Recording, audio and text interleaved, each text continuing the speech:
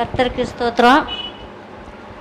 ஆண்டவர் எங்கள் வாழ்க்கையில் அநேக அற்புதங்களை செஞ்சுருக்காங்க. ஆனால் அதுலேயும் மேலான அளவிட முடியாத ஒரு அற்புதம் மே மாதம் 25ஆம் தேதியில் எங்கள் வேப்பங்குளம் சபையில் பிரதிஷ்டை பண்டிகை நடக்க 30ஆம் தேதி நடக்கும். அந்த பண்டிகைக்கு என் பையன் சென்னையில் கோச்சிங் படிச்சுக்கிட்டு இருக்கான். பேங்க் எக்ஸாம் படிக்கணும்னு சொல்லி சென்னையில் ரேஸில் கோச்சிங் படிக்கான். அவன் வந்து பிரதிஷ்டை பண்டிகைக்கு வரணும்னு சொல்லி கிளம்பி வந்தான். வந்துட்டு சொன்னேன், அவன் ட்ரெயினுக்கு வர சொன்னால் உடன் டிக்கெட்டில் ட்ரெயினில் ஏறி இருக்கான். ஏறி உடன் டிக்கெட்டில் ட்ரெயினில் இடம் பிடிச்சிட்டு பேக் அதில் வச்சுட்டு 7:50 தானே ட்ரெயின் கிளம்பும், இப்போ 7:40 தானே ஆகுது, ஒரு 5 நிமிஷம் கீழே இறங்கி நின்றுட்டு வரேன்னு சொல்லி கீழே இறங்கி நின்றுருக்கான். திரும்ப மேலே போய் பார்த்தா பேக்கை காணல. பேக்கில் வந்து ஒரிஜினல் டாக்குமெண்ட் எல்லாம் வச்சுருந்துருக்கான். சர்டிஃபிகேட்டு அவனுக்குள்ளே எல்லா ஒரிஜினல் டாக்குமெண்ட்டும், இன்ஜினியரிங் முடித்து பேங்க் எக்ஸாமுக்கு கோச்சிங் படிக்க எல்லாம் காலேஜில் உள்ள எல்லா ரிப்போர்ட்டு எல்லாமே அதை வச்சுருந்தான்.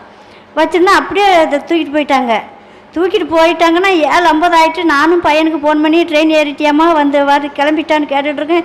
ஃபோன் பண்ண கட்டாக்கி விட்டுட்டே இருந்துட்டான். ஏன் இப்படி கட்டாக்குறான்னு தெரியல. அவனுக்கு பேக்கு தொலைஞ்சதும் நம்ம அதில் எல்லாம் வச்சுருக்கோமே, நம்ம படிப்பு போகிறோம், இதோட போச்சா அப்படின்னு சொல்லி அழுதுட்டு அவன் அவ்வளோ காடும் தேடி இருக்கான். ட்ரெயின் பெறப்பட போகிற நேரத்தில் ஒவ்வொரு பெட்டியாக போய் தேடி இருக்கான்.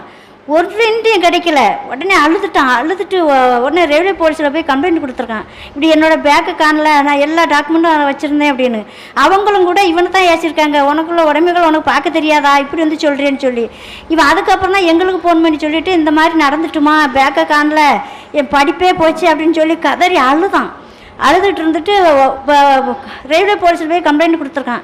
கம்ப்ளைண்ட் கொடுக்கும்போது அவங்க ரிப்போர்ட் எழுதியிருப்பாங்க போல். திரும்ப வெளியில் உள்ள போலீஸ்லேயும் கொடுக்க சொல்லியிருக்காங்க. அங்கே கொடுத்து அங்கேயும் ரிப்போர்ட் வாங்கியிருக்காங்க. நாங்கள் கண்டுபிடிச்சி தரோம், காலையில் வந்து ரயில்வே ஸ்டேஷனை க்ளீன் பண்ண வருவாங்க, யாராச்சும் எடுத்தால் பணம் இருந்தால் எடுத்துகிட்டு திரும்ப அந்த ஃபைலை வந்து போட்டு போயிடுவாங்க, அதனால் நான் காலையில் கிடைச்சதுன்னா கொண்டு தரேன், நிறைய பேருக்கு அப்படி கிடச்சி கொடுத்துருக்கோம் அப்படின்னு சொல்லியிருக்காங்க. இவன் உடனே ஹாஸ்டலுக்கு போயிட்டான். ஹாஸ்டலில் போயிட்டு காலையில் அதிகாலை 4 மணிக்கெல்லாம் தேட போகிறேன்னு சொல்லி ஒரே மலைக்குள்ளே ரயில்வே ஸ்டேஷன் ஃபுல்லாக தேடி பார்த்துருக்கான், காணலை. ஆனால் அது ரொம்ப அலைஞ்சு தெரிஞ்சு சோர்ந்து ஹாஸ்டல்லே படுத்துட்டான் முடியாத காரணத்தில். அப்புறமா இங்கே ஃபோன் பண்ணி நான் தான், நீ வந்துடுமா, ஊருக்கு வா, ஆண்டவருக்காரர் நம்மளை கைவிடவே மாட்டாங்க, கண்டிப்பாக கிடைக்கும், நீ ஊருக்கு வந்துரு அப்படின்னு சொல்லி சொன்னேன். என்னை ஒத்தையில் இருந்து அவன் அழுதுகிட்டே தேடிட்டு இருக்கான். மனசு குழம்பி போயிடக்கூடாதுன்னு சொல்லி ஊருக்கு வா பார்த்துக்கலாம் அப்படின்னு சொல்லி கூப்பிட்டேன். பிரதேசைக்கு வந்தான். முகத்தில் கலையே கிடையாது, தொலைஞ்சிட்டு.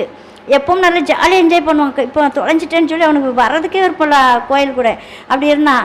ஆனால் ஆண்டவர் மே மாதம் 25ஆம் தேதி தொலைஞ்ச சர்டிஃபிகேட்டை ஜூலை மாதம் 19ஆம் தேதி கையில் கிடைக்க கிருபை செஞ்சாங்க.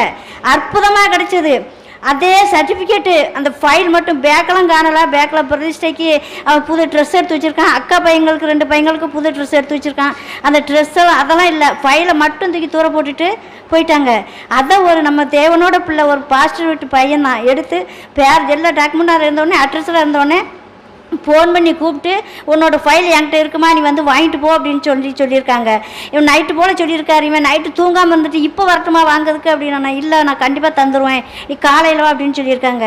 அதேபடி அவர் எல்ஐசி ஏஜெண்டாக அவர் ஆஃபீஸில் போய் பார்த்து கூப்பிட்டு கொடுத்துட்டாங்க. ஆண்டவர் அற்புதமாக செஞ்சாங்க. ஆண்டவருக்கு கோடி ஸ்தோத்திரம்.